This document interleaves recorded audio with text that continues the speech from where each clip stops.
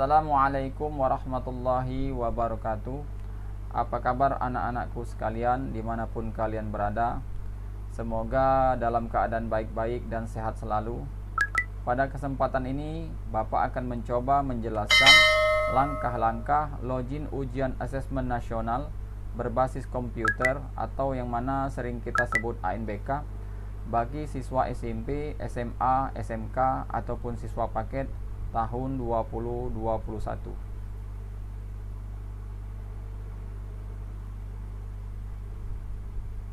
Saat ujian nanti, pada layar komputer anak atau laptop, anak akan disajikan tampilan gambar seperti berikut. Ini tampilan pertama pada saat memulai ujian. Pada tampilan ini terdapat username dan password. Apa yang harus kita isikan pada username dan apa yang harus kita isikan pada password? Pada username, kita lihat ini contoh kartu ujian atau kartu login pada saat anak akan memulai ujian akan mendapatkan kartu ujian. Nah, di username ini anak isikan username pada kartu ujian. Yang mesti anak ingat, username bukan merupakan nama. Seringkali anak-anak itu mengisi username dengan mengisikan nama mereka. Ini kesalahan yang cukup fatal karena pada username itu yang kita isikan itu username, tulisan username pada nomor anak. Nah, pada username ini diawali dengan huruf kapital P. P itu untuk siswa SMP, sedangkan siswa SMA itu U dan siswa SMK itu K. Nah, untuk siswa SMP biasanya itu P. P ini harus huruf kapital. Nah, bagaimana untuk membuat huruf kapital? Kemungkinan sebagian anak sudah tahu bagaimana membuat huruf kapital atau huruf besar. Namun ada beberapa anak yang belum bisa membuat huruf kapital atau huruf besar. Untuk membuat huruf kapital huruf besar, anak cukup menekan tombol caps lock pada keyboard komputer atau laptop anak. Setelah menekan tombol caps lock, maka huruf yang sebelumnya kecil akan menjadi huruf kapital. Yang kedua, password. Pada password, anak mengisikan password yang ada pada kartu ujian. Nah, pada password ini ada tertera tanda bintang di ujung angka-angka password. Ada 6 angka password. Di ujung angka ini ada tanda bintang. Untuk membuat tanda bintang ini atau mengetik tanda bintang, pada keyboard anak, jika anak menggunakan komputer biasanya ada keyboard tambahan itu. Nah, pada keyboard itu di sebelah kanan atas ada simbol bintang. Tinggal anak klik atau anak tekan tombol keyboard tersebut. Namun jika anak ujian asesmen dengan menggunakan laptop, maka tanda bintang ini tidak ada. Untuk membuat tanda bintang, anak cukup menekan tombol shift dan angka 8. Jadi, tekan tombol shift, jangan dilepas. Setelah itu, anak tekan angka 8, sehingga akan membentuk simbol bintang. Oke, selanjutnya, jika sudah siap, anak periksa kembali. Periksa kembali, username anak sudah benar atau belum, huruf kapital sudah tertera, dan angka-angka sudah cukup, dan password juga sudah siap atau sudah benar. Jika semuanya sudah benar, anak tinggal mengklik login. Jika pada komputer anak tampilan seperti ini, ada pemberitahuan, maaf username Anda sedang aktif. Silakan hubungi proktor untuk mereset status login anak.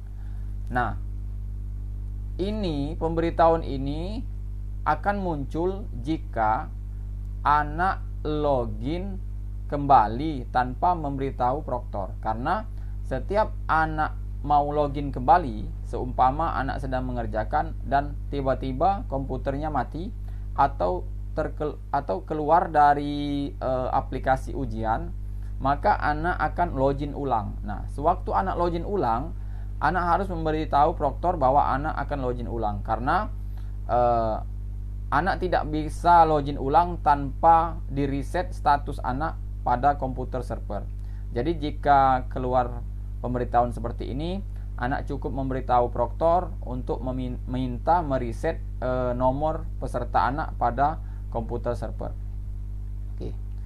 Jika sudah direset, anak tinggal mengklik login kembali. Oke. Nah, nanti setelah anak login, anak akan ditampilkan dengan biodata siswa atau konfirmasi data siswa. Pada konfirmasi data siswa ini, anak yang perlu diperhatikan yaitu ada 3. Yang pertama nama peserta, yang kedua tanggal lahir, yang ketiga token. Nama peserta, anak tinggal memindahkan atau mengetik ulang nama yang tertera pada nama peserta.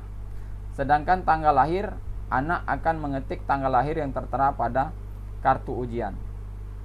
Nah, ini contoh. Contohnya, jadi di sini anak ketik nama peserta, nama anak sendiri, dan untuk tanggal lahir, anak bisa melihat tempat tanggal lahir yang tertera pada kartu ujian. Di sini tertera 22 Februari 2008. Jadi untuk hari, anak cari nomor angka 22. Untuk bulan, anak cari bulan Februari, dan untuk tahun anak cari 2008. Oke, contohnya seperti ini. Ini sudah kita isikan berdasarkan kartu ujian tadi. Nah, sekarang token.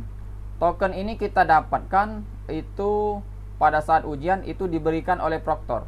Jadi sewaktu ujian nanti proktor menuliskan token di papan tulis, sehingga kita bisa memasukkan token. Token ini akan berganti setiap 5 menit sekali. Jadi anak-anak meminta token itu pada proktor yang ada di dalam ruangan ujian. Oke. Seumpama ini token yang diberikan oleh proktor. Nah, token ini 6 huruf ini kita ketikkan pada token, pada menu token ini kita ketik. Nah, jika sudah kita ketik, tinggal kita klik submit. Oke. Nah, jika terjadi seperti ini, tertera maaf token Anda tidak valid, silakan hubungi proktor. Nah, kemungkinan ada 2. Yang pertama, token yang anak masukkan itu salah, dan yang kedua itu tokennya sudah berubah. Jadi anak perlu mengkonfirmasi kembali kepada proktor token, jika memang token itu anak isi sudah benar namun tertera token tidak valid, kemungkinan tokennya sudah berubah. Oke, jika semuanya sudah anak isikan dengan benar, anak tinggal klik submit. Ya, oke. Jika sudah benar dalam pengisian data, maka anak akan ditampilkan seperti layar berikut, konfirmasi tes. Nah, pada konfirmasi tes, anak cukup menekan tombol mulai. Ya, oke. Nah, setelah menekan tombol mulai, di sini anak akan masuk ke dalam soal. Di soal, pada bagian atas itu tertera menu. Yang pertama, soal atau nomor soal. Yang kedua, ukuran font atau ukuran huruf. Anak cukup mengklik salah satu huruf, semisal huruf ini yang agak besar ini, berarti anak akan memperbesar huruf atau tulisan yang ada pada soal. Jika terlalu besar, anak cukup mengklik huruf yang berukuran kecil. Sisa waktu ini menunjukkan sisa waktu pengerjaan soal. Dan daftar soal. Daftar soal ini menunjukkan daftar soal yang akan anak kerjakan. Seumpama anak ingin mengetahui jumlah soalnya dan jawaban anak sudah diisi atau belum, anak cukup mengklik daftar soal. Oke. Jika anak mengklik daftar soal, maka akan tampil seperti layar. Di sini tertera 12 soal. Nah, di sini warnanya berbeda-beda. Ini menunjukkan jika warna hitam berarti soal tersebut sudah anak kerjakan atau sudah anak isi. Nah, jika berwarna biru berarti anak sedang mengerjakan soal tersebut. Semisal warna birunya warna 4, nomor 4, berarti anak sedang mengerjakan soal nomor 4. Dan jika berwarna putih atau tidak berwarna seperti ini, berwarna putih, tidak berwarna biru ataupun hitam, berarti soal-soal tersebut belum anak kerjakan.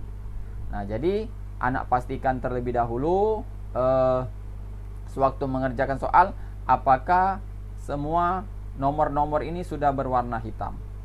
Oke. Oke. Pada menu bagian bawah itu tampil keterangan, sebelah kiri itu soal sebelumnya, di tengah-tengah itu ragu-ragu, dan di sebelah kanan itu soal berikutnya. Menu soal sebelumnya itu digunakan jika anak ingin kembali ke soal sebelumnya, dan jika anak ingin maju ke soal berikutnya, maka anak cukup menekan tombol soal berikutnya. Nah, sekarang untuk tombol ragu-ragu itu biasa digunakan anak untuk jika anak menjawab ragu-ragu.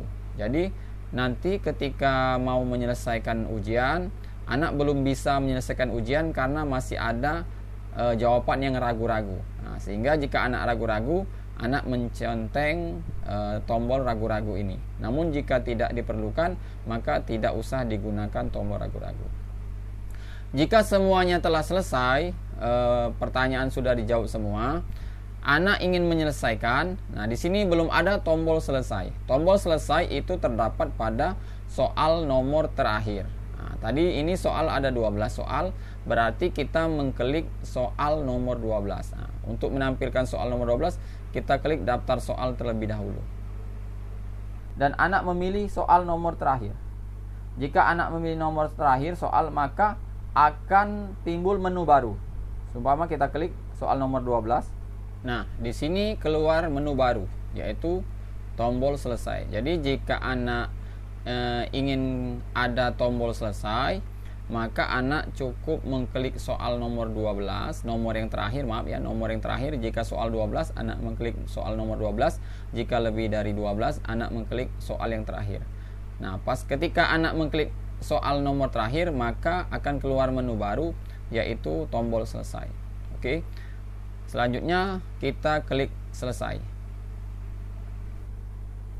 Ya, jika anak telah mengklik selesai, maka akan tampil seperti layar. Nah, ini menunjukkan anak akan berpindah ke stage berikutnya atau ke bagian soal berikutnya. Nah, di sini anak cukup mencentang kotak dan mengklik selesai.